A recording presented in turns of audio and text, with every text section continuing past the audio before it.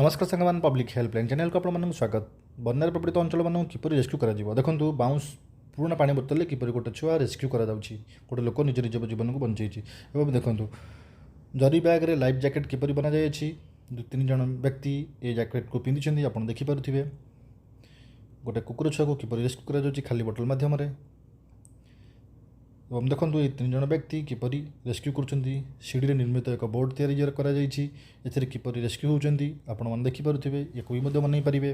देखो घर भी आप जार्किन थी जार्किन मध्यम दुई जन लोक भी आराम से रेस्क्यू हो पारे। बाउंश भेला आप आराम से बनई पारे। आप ग्राम में बाउंश भी मौजूद रही है ग्राम मानक 20 लिटर जार्किन 4-5 को एकाठी कर एक भेला तैयारी बाउंश पकड़ आराम से रेस्क्यू हो पारे। कदली मंजार भेलार बनई आप इम्प्रोवाइज मेथड बनई पारिकी गोटे स्थान अन्य स्थान को स्थानांतरित हो पारे। यहाँ बहुत सहज उपाय अटे। ये हूँ सोलर निर्मित भेला। सोलर निर्मित भेला भी आप बनईकी यातायात करेंगे गोटे स्थान अन्य स्थान यातायात करेंगे। तापर आसला बाउंश निर्मित भेला। बाउंश निर्मित भेला अति सहज अटे। आप किसी बाउंश को एकाठी कर बांधी एकत्रित कर गोटे स्थान अन्य स्थान को स्थानांतरित हो पारे। यह अति सहज उपाय अटे। यही सब सहज उपाय आपको जन दि जाऊँगी।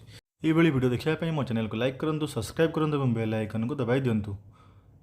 आपण मानक विनीत अनुरोध यथासंभव पाखर शुखिला खाद्य द्रव्य पाखे मौजूद रखुद। तो ये एक हूँ रेस्क्यू इक्विपमेंट। ये हूँ रसी बा लाइफ लाइन। ये लाइफ लाइन साहाय्य गोटे लोक अन्य स्थान को स्थानांतरित हो पारे। कारण जलर स्रोत प्रभावित न हो गोटे लोक रसी साहाय्य गोटे स्थान अन्य स्थान को गोटे छुआ किपर स्थानांतरित होने देखिपे।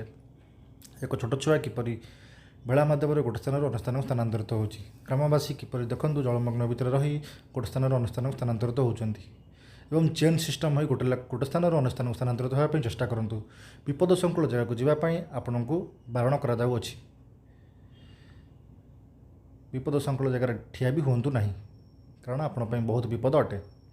यथासंभव शुखिला खाद्य रखु, मार्चिस मोमबत्ती मौजूद रखु, मोबाइल चार्जर चार्ज कर रखु, स्रोत प्रभावित जगह ठिया न होगापी अनुरोध, मास्क पाखे रखु, कोविड नियम को मानतु